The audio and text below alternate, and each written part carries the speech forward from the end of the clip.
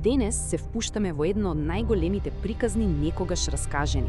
Првиот дел од епската сага на J.R.R. Толкин. Ова е приказна за тоа како дури и најмалите суштества, оние кои светот ги заборава, можат да го променат текот на историјата. Ова е почетокот на едно неверојатно, опасно патешествие. Се почнува на најнеочекуваното место, во мирниот идиличен округ, дом на хобитите, мали добродушни суштества. Замислете си свет без грижи, исполнет со добра храна, топло огниште и мирно градинарство. Токму тој свет, тој невинен рај, наскоро ќе се најде на работ на уништување. А како започнува сето тоа? Па, со еден навидум невинен гест. На својот 111-ти роден ден, авантуристот Билбо му го остава својот магичен прстен на внукот Фродо. Она што личи на обично семејно наследство, всушност е искрата што ќе ја запали војната за целата средна земја. Поминуваат години, се додека Гандалф не се врати со едно апсолутно застрашувашко откритие. Прстенот на Фродо не е играчка.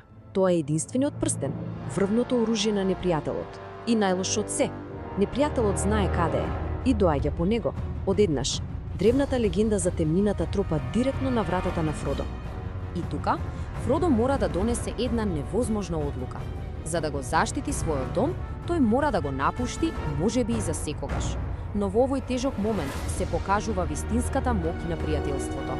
Неговите пријатели Сем, Мери и Пипин одбиваат да го пуштат сам и тргнуваат со негово непознатото. И патештесието речиси веднаш станува смртоносно. Ги прогонуваат црните јавачи, назгулите. Замислете се, некогашни големи кралеви на луѓето, сега претворени во застрашувачки духови, робови на волјата на Саурон. Тие го чувствуваат прстенот, ги привлекува како пламен и нема да застанат пред апсолутно ништо за да го вратат. На Ридот ветроврв, кошмарот станува реалност. Сенките конечно ги стигнуваат. Во еден очајнички судир, Фродо е прободен со моргул сечило. И ова не е обична рана, тоа е проколнато оружје. Неговиот отров не го убива телото, туку полека ја труе душата, влечејќи ја жртвата во светот на сенките. Сега почнува избезумена трка со времето. Со секој изминат час, отровот се шири низ Фродо, а темнината го обзема. Единствената, последна надеж е елфското засолниште Ривендел. Само таму, мукниот господар Елронд можеби ќе успее да го спречи проклетството и да го спаси неговиот живот. Конечно, безбедни во Ривендел се одржува собир кој ќе одреди судбината на светот. Представници од сите слободни народи, елфи, џуџиња и луѓе седат на иста маса. Но просторијата е полна со тензија, со стари кавги и длабока недоверба. И така, на маса е ставено најтешкото прашање од сите. Што да се прави со прстенот? Да се скрие некаде далеку? Не, Саурон ќе го најде. Да се искористи како оружје против него? Но дали некој може да ја контролира неговата моќ? Секоја опција носи огромен, незамислив ризик. Конечно доаѓа до еден ужасен, но неизбежен заклучок. Прстенот не може да се користи за добро. Тој е премногу корумпирачки, неговата природа е зло.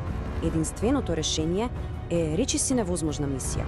Прстенот мора да се однесе во срцето на непријателската територија, во Мордор, и да се фрли во огнот на планината на проклетството, единственото место каде што може да биде уништен. И тогаш, кога сите големи војни и мудреци молчат, Фродо, најмалиот од сите, се пријавува да го понесе овој товар. За да му помогнат, се формира дружина од 9 придружници, кои ги представуваат сите раси обединети против темнината. 9 миња тргнуваат на пат, наспроти 9 црни јавачи. Мисијата против сите шанси започнува. Но патот напред е блокиран. Планините се непроодни. Принудени се да донесат страшна одлука, да поминат под планините, низ древното и одамна напуштено џуџеско кралство Морија, место обвиено во темнина и лоши гласини. Внатре ги дочекува само мртва, студена тишина. Наскоро ја откриваат и трагичната судбина на џуџињата кои се обиделе да си го вратат домот. Но тишината наеднаш се крши, оттапани што ечат од логочините. Нападнати со дордиорки, но со тоа будат и нешто многу, многу постаро и полошо. Древно зло кое дремело со векови. И токму таму, на тесниот мост на Казад Дум, се случува моментот на врвна жртва. Гандалф само се спротивставува на Балрогот, огнен демон од древниот свет, само за да им купи време на своите пријатели да избегаат. Со последните зборови, тој ја плаќа највисоката цена, паѓајќи во бездината заедно со чудовиштето.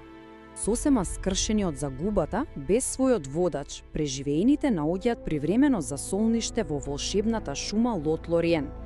Таму моќната господарка Галадриел ги става на тест, принудувајќи ги да се соочат со своите најдлабоки стравови, но и надежи. Пота им дава подароци кои ќе им бидат клучни за мрачниот пат што ги чека. Но излегува дека најголемиот непријател не е демон во темнината, ниту орда орки. Најголемата закана доаѓа од внатре. Корумпирачката моќ на самиот прстен почнува да сее семе на раздор, љубомора и недоверба меѓу членовите на дружината. Совладан од искушението, Боромир го напаѓа Фродо, обидувајќи се да му го земе прстенот насила. Во тој трагичен момент станува јасно дека некој не е имун на неговата моќ. Дружината, самата врска што требаше да го спаси светот, почнува да се распаѓа пред нивни очи. По нападот, Фродо схваќа една ужасна вистина. Овој товар е само негов. За да ги заштити оние што ги сака од отровното влијание на прстенот, тој донесува храбра, но осамена одлука. Ке го продолжи патот до Мордор сосема сам. Тоа не е бегство, туку чин на огромна саможртва. Но не е сам.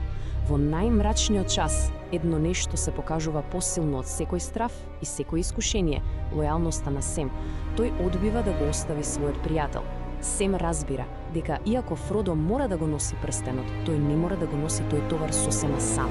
И така завршува првиот дел од ова епско патештествие. Дружината е скршена, а сета надеж на средната земја сега лежи на плеките на двајца мали хобити кои чекорат директно во срцето на темнината.